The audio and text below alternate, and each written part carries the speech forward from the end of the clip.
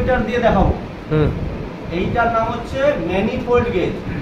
Manifold gauge মানে দুটো metre থাকবে, তিনটে পাইপ থাকবে। এই মিটারের সাইডের এই পাইপটা, এই মিটারের সাইডের এই পাইপটা, মাঝের পাইপটা হচ্ছে ফ্রি পাইপ। এটা টাইট দিলে এই দুটোর সাথে ব্লক হয়ে যাবে, এটা টাইট দিলে এই দুটোর সাথে ব্লক হয়ে যাবে, এখানে ব্লক হয়ে যাবে। গেল। এই ম্যানিফোল্ড গেজ মিটারের মধ্যে এটাকে বলে প্রেসার গেজ মিটার, রেডটাকে ব্লুটাকে বলে কম্পাউন্ড গেজ মিটার।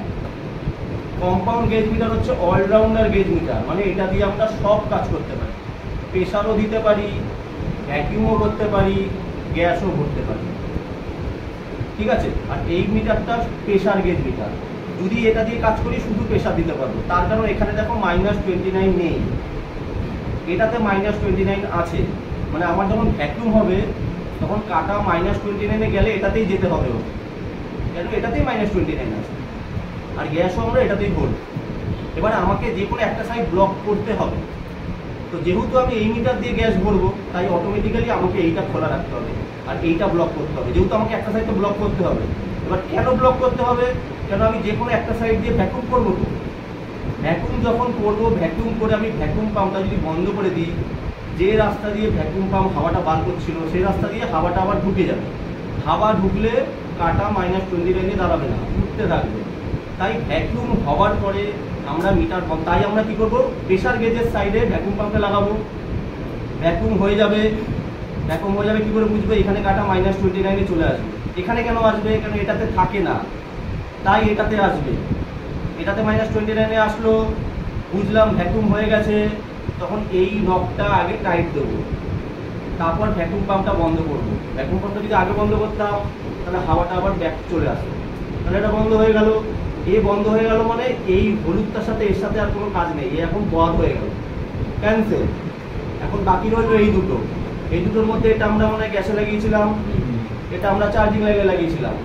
আমাদের কাটা -29 দাঁড়িয়ে আছে, ওয়েট করব। ভ্যাকুম করে টাইট দিয়েছি তো, ওয়েট করব 10 মিনিট, 20 মিনিট, 20 মিনিট ওয়েট করব।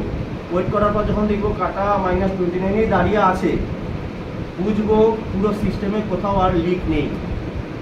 সেই অবস্থায় আমরা কি করব, গ্যাসটা যেমন করে চার্জ করলাম তেমন করে অল্প করে চার্জ করব। যেই -29 থেকে গ্যাস ভরতে ভরতে কাটা -28, -27 এরকম করতে করতে যখন প্লাসে উঠে যাবে, সে 1 হোক, 2 হোক, 3 হোক, 4 হোক, 5 হোক, তারপরে ফ্রিজটা চালাবো, তাই তো? ফ্রিজটা তারপরে চালালাম। যখনই ফ্রিজ চালাবো দেখবো কাটা একটু আবার নামবে, কেন গ্যাসটা বন্ধ অবস্থায় দিলে গ্যাসটা এক জায়গায় দাঁড়িয়ে থাকে, অন করলে গ্যাসটা ছড়িয়ে যাবে, কাটা একটু নামবে। এবার যখনই আমরা অল্প অল্প গ্যাস দেবো না, কাটা অল্প অল্প নামবে, অল্প অল্প উঠবে, অল্প অল্প উঠবে আবার নামবে। এরকম করতে করতে করতে করতে করতে করতে আমরা কি করবো, 7 থেকে 10 অবধি দিয়ে স্টপ হয়ে যাবো, পাইপ খুলবো না, স্টপ হয়ে যাবো গ্যাস দেবো, এই অবস্থা। এবার আমরা দেখবো গ্যাসটা আমরা খেলাতে দেবো, কোনো গ্যাসটা দিয়ে দিচ্ছি, এবার কিন্তু সার্কুলেট হতে হবে। তো সার্কুলেট যদি না হয় তাহলে কিন্তু ঠান্ডা পড়বে না। সার্কুলেট হলো তখন দেখবো আস্তে আস্তে দেখবো কন্ডেন্সার গরম হচ্ছে, তারপর দেখবো ডায়ার গরম হচ্ছে। যখন ডায়ার গরম হবে তখন ডায়ার দেখে আর কুলিং দেখে আমরা ফাইনাল ডিসাইড করবো যে এরপর আরেকটু গ্যাস দেবো নাকি ওখানেই স্টপ করবো। এবং আমরা এখানে দেখলাম যে না, ঠান্ডা ভালোই হচ্ছে, তাই আমরা স্টপ করে দিলাম। এখানে যদি মনে হতো না আমাদের আরেকটু ঠান্ডা প্রয়োজন আছে, তাহলে 10 থেকে 12তে তুলতাম, আবার দেখতাম ঠিক আছে কিনা, না ভাই ঠিক হচ্ছে না, আরেকটু তুলতাম। তো ডায়ারটা যখন দেখবো ভালো গরম হয়েছে এবং ঠান্ডাও ফ্রিজে হচ্ছে ভালো, সেরকম। এবার আমরা এটা চার্জিং লাইনে লাগিয়েছিলাম, এটা খুলে দেবো। এটা হয়ে গেল এই ম্যানিফোল্ড গেজ মিটার দিয়ে গ্যাস চার্জিং। এবার এটাই যদি আমরা শুধু কম্পাউন্ড গেজ মিটার দিয়ে গ্যাস চার্জিং করি, শুধু কম্পাউন্ড গেজ মিটার, ঠিক আছে? কম্পাউন্ড গেজ মিটার মানে আমার এইটা বন্ধ করে দেবো প্রথমেই, এই দুটো থাকবে, অথবা আরেকটা মিটার দিয়ে দেখে দিচ্ছি, চলো, এটা তো ধরো একটু কনফিউজ হবে। এটা এটা এটা বন্ধ করো।